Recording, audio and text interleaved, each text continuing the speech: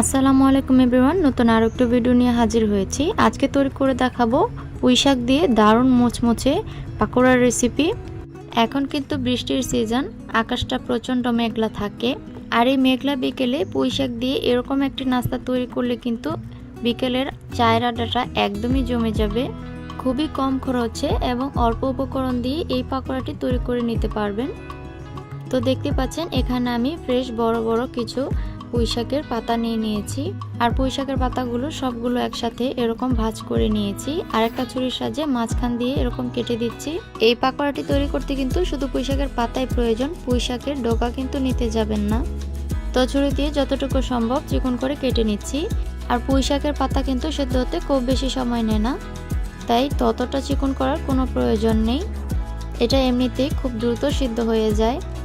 আমি ছুরি দিয়ে কাটছি, কেউ চাইলে বটি দিয়েও এই কাজটা করে নিতে পারেন। এখানে যতটুকু পুঁই শাক কেটে নিয়েছি ঠিক এরকম আরও কিছুটা পুঁই শাক অফ ক্যামেরা আমি কেটে নিয়েছি। তো সবগুলো কেটে রাখা পুঁই শাক একটি মিক্সিং বলের মধ্যে দিয়ে দিচ্ছি। এবার হচ্ছে এর মধ্যে পেঁয়াজ আর কাঁচামরিচ কুচি দিয়ে দিচ্ছি। মরিচ আর পেঁয়াজটা আপনাদের পাতার পরিমাণ বুঝে দিয়ে দিবেন। ঝালটা আপনারা কীরকম খেতে চান সেই পরিমাণেই দিয়ে দিবেন। তারপর দিয়ে দিচ্ছি সামান্য একটু হলুদের গুঁড়া, আর দিয়ে দিচ্ছি লাল মরিচের গুঁড়া। মরিচের গুঁড়াটা আপনারা অবশ্যই ঝালের পরিমাণটা বুঝে ব্যবহার করবেন। তারপর দিয়ে দিচ্ছি সামান্য একটু ধনিয়া গুঁড়া, 1 টেবিল চামচ পরিমাণ দিয়ে দিচ্ছি কর্নফ্লাওয়ার। কর্নফ্লাওয়ারটা দিলে এই পাকোড়াটি অনেক বেশি মুচমুচে হবে।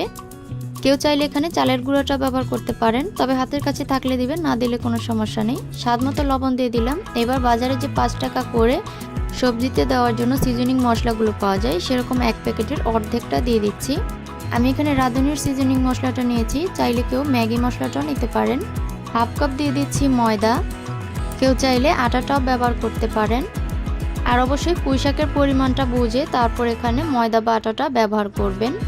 এবার সবগুলো উপকরণ পুঁই শাকের সাথে ভালোভাবে মিশিয়ে নিয়েছি, কেননা এখানে সবগুলোই শুকনো উপকরণ। এবার হাত দিয়ে কচলিয়ে কচলিয়ে খুব ভালোভাবে পুঁই শাকের সাথে সবগুলো উপকরণ মিশিয়ে নিতে হবে।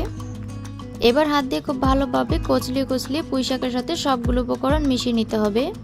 এই মেশানোর কাজটা একটু হাত দিয়ে শক্তি প্রয়োগ করে এবং একটু ধৈর্য দিয়ে মিশিয়ে নিতে হবে। হাতের সাহায্যে খুব ভালোভাবে প্রেসার দিয়ে এই পুঁই শাকগুলোকে একবারে নেতিয়ে ফেলতে হবে। তো দেখতে পাচ্ছেন আমি কিভাবে কচলিয়ে কচলিয়ে পাতাগুলোকে একদমই নেতিয়ে নিয়েছি, আর সবগুলো উপকরণ কিন্তু খুব ভালোভাবে মিশিয়ে নিয়েছি। তো আমার সবগুলো উপকরণ মেশানো প্রায় শেষ। এখন এখান থেকে অল্প অল্প পুঁই শাকের ব্যাটার নিয়ে গরম তেলের মধ্যে পাকোড়া শেপে তৈরি করে নেব। আপনারা কিন্তু যে কোনো শেপে এই পাকোড়াটি তৈরি করে নিতে পারেন। তো চুলায় একটি প্যান বসিয়ে তেল গরম করতে দিয়েছি। এবার একটি চামচ দিয়ে অল্প অল্প করে পুঁই শাকের ব্যাটারগুলো দিয়ে দিচ্ছি। অবশ্যই মিডিয়াম টু লো হিটে ভেজে নিতে হবে, এতে করে উপর থেকে যেমন ভাজা হবে ভেতর থেকে পুঁই শাকগুলো খুব ভালোভাবে সিদ্ধ হয়ে যাবে। তো সবগুলো পাকোড়া আমার তেলের মধ্যে দিয়ে দেওয়া হয়ে গিয়েছে। এবার এটাকে উল্টে পাল্টে নেড়েচেড়ে ভালোভাবে ভেজে নিতে হবে। একটি খুন্তির সাহায্যে আমি এই পাকোড়াগুলোকে উল্টিয়ে দিচ্ছি। কড়াইয়ের নিচে একটু লেগে গিয়েছে, এটা হাতের সাহায্যে একটু উঠিয়ে নিচ্ছি।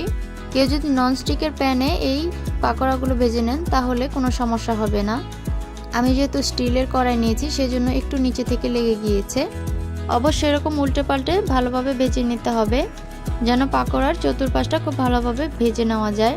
তো পাকোড়াগুলোকে খুব সুন্দরভাবে ভেজে নিয়েছি, কালারটাও কিন্তু চেঞ্জ হয়ে এসেছে, দেখতেই পাচ্ছেন। আমি এখন এই পাকোড়াগুলোকে উঠিয়ে নিচ্ছি। ঠিক এরকম কালার চলে আসলে পাকোড়াগুলোকে নামিয়ে নিতে হবে, এর থেকে বেশি পুড়ে ফেলা যাবে না।